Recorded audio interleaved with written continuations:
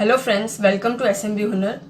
એસએમબી હુનરમાં આજે આપણે એલોવેરાનો સોપ બનાવતા જોશું. એના માટે આપણે ગ્લિસરીન બેઝ લઈ રહ્યા છે, એલોવેરા જેલ લઈ રહ્યા છે અને એલોવેરાનું ફ્રેગ્રન્સ ઓઇલ લઈ રહ્યા છે. અગર એલોવેરાનું જેલ ના મળે તો આપણે જે એનું લીફ આવે છે એ બી આપણે લઈ શકીએ છીએ. અને અગર આપણે એ લેતા હોય ફ્રેશ જેલ નીકાળીને યુઝ કરતા હોય તો આપણે એને 2 મંથ્સમાં યુઝ કરી નાખીએ એ બહેતર છે. કેમ કે આપણે સોપમાં કોઈ પ્રિઝર્વેટિવ નથી નાખતા, તો આપણે જેમાં એમાં સોપ બનાવવામાં જેવી ફ્રેશ જ્યુસ યા કંઈ બી યુઝ કરીએ તો આપણે એને 2 મંથ્સમાં યુઝ કરી નાખશું.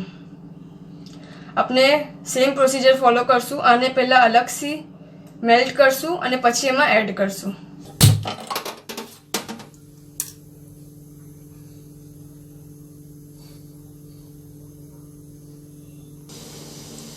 આપણું પાણી બોઇલ થવા લાગ્યું છે. આપણે ફ્લેમને લો કરી દઈએ.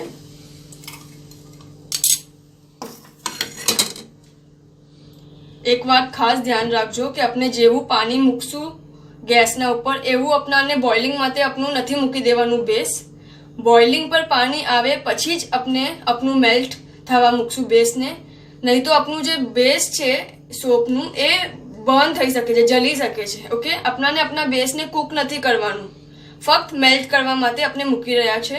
તો the best thing to do is કે એ પહેલાં પાણી ઉકળી જાય, થોડું ગરમ જોશ આવી જાય પછી આપણે આપણું મેલ્ટ મૂકીએ તો જો આ ઘણા જ ઇઝીલી થઈ જાય છે. ઓકે, આપણું જે બેઝ છે એ બર્ન બી ના થવું જોઈએ, એ બી આપણાને ઘણું ધ્યાન રાખવાનું છે. ખાલી આપણાને અહીંયા કરવાનો ડબલ બોઇલરનો મતલબ ખાલી એટલો જ છે કે આપણું બેઝ મેલ્ટ થઈ જાય બરાબર, કે આપણે એને યુઝ કરી શકીએ.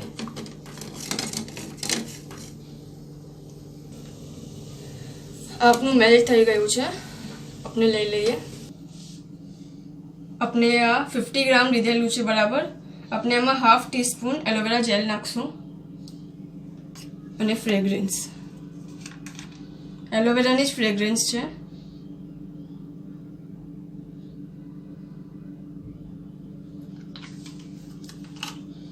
બરાબર મિક્સ કરી લઈશું.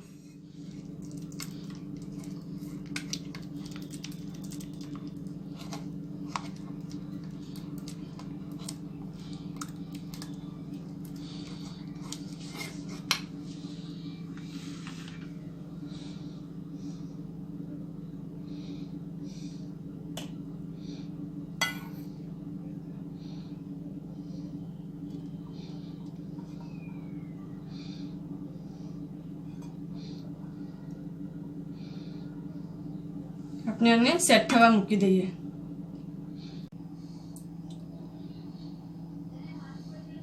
આપણું આ સોપ રેડી છે, આપણે ડિમોલ્ડ કરી લઈએ.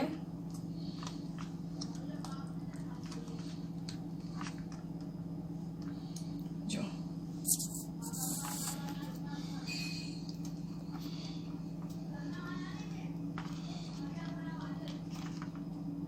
અગર આપણને જોવે તો આપણે કલર એડ કરીને એને ગ્રીન કલરનો બી બનાવી શકીએ છીએ.